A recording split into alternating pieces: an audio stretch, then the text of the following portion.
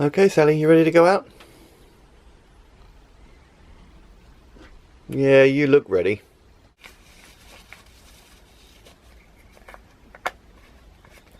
Nearly out of poo bags again. Look, 200 poos. Nearly empty. That's 200 poos that I've picked up. 200! 200 poos came out of that.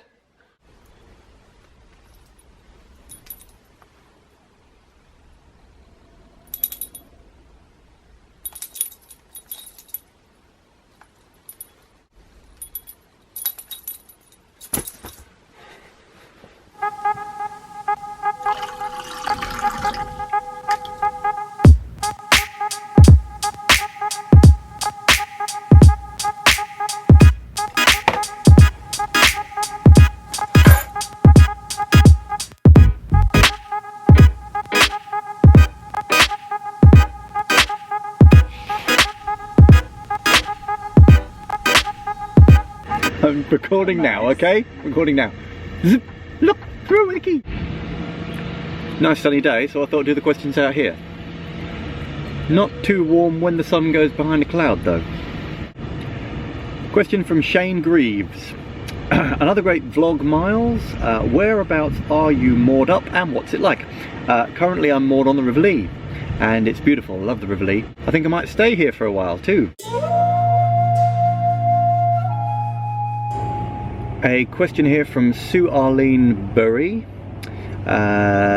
Being a person who is thinking about buying a boat, do you need 240 volt electric and inverter or battery charger, or can you manage without? Power needs on a boat, let me just wait for that plane to pass over. Planes are a constant problem when you're recording sound.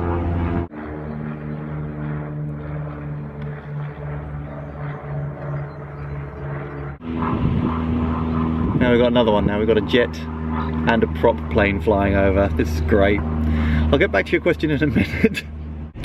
Sue, a very important question about power needs on boats. Yes, on a boat, it's, in my experience, it's mainly 12 volt because it comes from the batteries. You can turn your 12 volt power into mains electric via an inverter, or you can just use a generator to run power into your boat, mains electric. Obviously, I can only really surmise power needs on a boat now. It's my intention to do a proper, much more extensive vlog on power needs on a boat later on. Just to surmise quickly, it's better if your power needs are low, okay? If you're running things like fridge freezers, washing up machines, dishwashers, things like this, normal white goods that you'd have in a flat, then you're going to encounter power problems because you're going to need a lot more power. You're going to need bigger inverters, you're going to need many more batteries, and of course the setup to charge them. The more batteries you have, of course, the longer it takes to charge them all up, and it's healthier for the batteries to remain topped out with a good healthy charge in them, and then just take a little bit of power out of them at a time. Currently I have an inverter on my boat which is only 150 watts. Most people go, what are you talking about when I say that? Simply because my power needs are low. I only have to charge maybe a few batteries in phones, batteries for devices, things like that. I don't have even really a TV, and if I was going to watch a TV, I would make sure it was the lowest wattage TV I could find. I do have a Hoover, but I made sure that it was a bagless, lowest wattage Hoover I could find, and also I made sure that the power on it is variable, which means I can start it low and then turn up the power to full, so that the power comes in slowly off the batteries or off the generator. That's it, basically. Good question.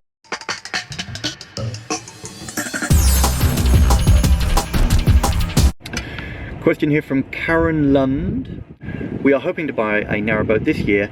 Are cassette or pump out toilets the best? It's all very confusing for novices. I've had both. I've had a pump out toilet and I've had a cassette toilet. If you have a pump out toilet, please bear in mind that you've got a much larger container for it to all go in, and then sometimes that becomes a space issue. Most people put the pump out tank under their bed so they don't lose that much space, or underneath some kind of seating area. then that will take you about a month to fill, depending on how many people you have over to your boat for parties. It may fill up quicker. Then of course you've got to move your boat in order to pay for a pump out. Now some people are happy with that. That's fine, that's all well and good. I actually prefer the cassette system, because then you're more aware of exactly what's going into your body and what's coming out of your body. You make sure that you go to the toilet off your boat before you return from, say, the pub. And also it just gets you in the habit of cleaning them out a lot more regularly, which means that there isn't so much of a smell, which means that they don't get full up so quickly. I will always recommend a cassette, always. For any more ideas on how to empty a cassette toilet, check out my other vlog on how to empty a cassette toilet, and enjoy. Question here from Shane Greaves. Hey Myles, in regards to having a permanent mooring license with the CRT, are you allowed to go on trips on your narrowboat to another destination? I recall your previous vlog, you took a little trip to Little Venice. That's true. Are you on a permanent moored license, or is any other kind of license that gives you the best of both worlds? I'm currently moored on the Lea, so I'm thinking of changing my license to a river only license, which means I can go up and down the Lea. I can come down into East London as far as Limehouse, and then I can go all the way up the Lea. I can go up the Stort. Obviously this year I'm taking my boat into Little Venice for the canal cavalcade, so then I need a river and canal license, which is a little bit more money. If you want to go on the Thames, that is a different authority completely, so you will need a separate license for the Thames. Or you can get a gold license, which means that encompasses everything. That means you can go on the Thames, you can go on the River Lea, the River Stort, and you can use the canal system extensively. Contact the CRT for more information on that. What was the other bit of the question? Permanent mooring isn't necessarily a thing to do with licensing. Licensing is a separate issue. You license your boat to be on the water wherever it is on the water, regardless of whether you're in a marina or not. And if you are in a marina, you do have to have your boat licensed, just as much as if you're on the water. You have to pay a license to be there. Here's the tea. A little question here from Narrowboat View. Hello, will you leave the marina for trips this year? Cheers. Yes, I will. I will be taking my boat down to the Little Venice Cavalcade, where I will also be performing my juggling circus mime show for kids in Rembrandt Gardens every day of the festival. That's the 30th of April and the 1st and the 2nd of May.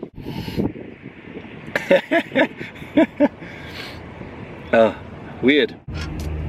Another question here from Zagcat. Hello, Zagcat. The new CRT guidelines on what constitutes a continuous cruiser intrigues me. I have concerns long term. I haven't waded into the whole CRT constant cruiser versus permanent moorer debate yet. I'm sure I will get round to that, because it is an ongoing issue. London at the moment is oversubscribed with boats. The Waterways Authority... Oh. I wonder what that was for a second. Where was I? Oh yeah. London at the moment is completely oversubscribed with boats. Lots of people want to buy a boat up north cheaply, bring it down to London and have basically a floating flat in London. And of course, everything is jammed up everywhere. It's getting to the point now where CRT want to encourage people to move, but there is nowhere for people to move to, and this is creating lots of problems. There's creating lots of tension on the water. People getting a little bit worried about, you know, the lifestyle they've chosen, is that under threat? And some people have taken it into their own hands and organised their own groups in order to march and petition the government and challenge the CRT on moving them at all. As I say, I haven't waded into this debate yet. I will make a vlog on it, and I will also attend a few meetings that I believe the National Bargee Travellers Association will be holding very shortly, to get their take on what it's like, and then I will give you my take on what it's like. So I hope that helps. Question here from Gary Morgan. Hi Mylo, great vlogs. Heard something about a narrowboat. Might be a bit far-fetched, that some narrowboats can get so hot in the summer that in some extreme cases they've expanded so much that the windows have popped out. Any truth to this? I've never heard of that happening. Heat can warp steel, but usually that's due to a fire, not necessarily due to the summer heat. All I can say about boats getting hot in the summertime is just make sure your mushroom vents are opened up a lot. Make sure that the air can circulate through your boat, through the front doors or through the back hatch. Question from Sam Culkins. We say blog, you say vlog. Which is right? From how I understand it, blog is a web log. It comes from people typing in, like a diary, paragraphs and paragraphs of their life or whatever they're doing at the time. And lots of blogs have given rise to people getting book deals. I think even maybe Diary of a Call Girl started as a blog, and then it became so popular and such a runaway success that it then became a book, and then from a book it became a TV series. A vlog is slightly different. A vlog is a video log, so more like a video diary. So people talking to camera, much like this, would be classed as a vlog. Hope that helps. Little message to this narrowboat adventure. Thank you very much for contacting me. I love your questions, and you've put a thing here. I didn't know you cruise London. Maybe we'll bump into each other sometime. We should make a video together. I would be totally up for that. I understand that you make lots of videos about how to live on a narrowboat. I've watched your video on Internet on a Boat. I think it was fantastic. So yeah, just contact me through Twitter, through my videos, and we'll make a video together. I'd love to do that. Thank you. Paneki. Kennet and Avon Canal. You're a long way from home.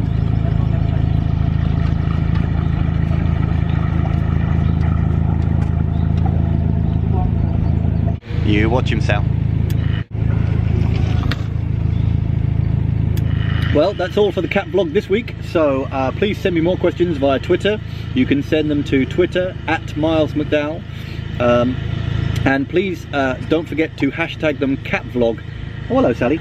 Please don't forget to hashtag them catvlog so that I can get them and respond to them. Let me know if you love this kind of question and answer session, and obviously I'll endeavour to make more of them every week. I'll try and post one of these at least every week. That's all for this week. Bye bye. You're raring to go, aren't you? You're absolutely like a coiled spring this morning. My God, look at you. You're up and at 'em, and you're at the door, clawing at the door. Let me out, Daddy.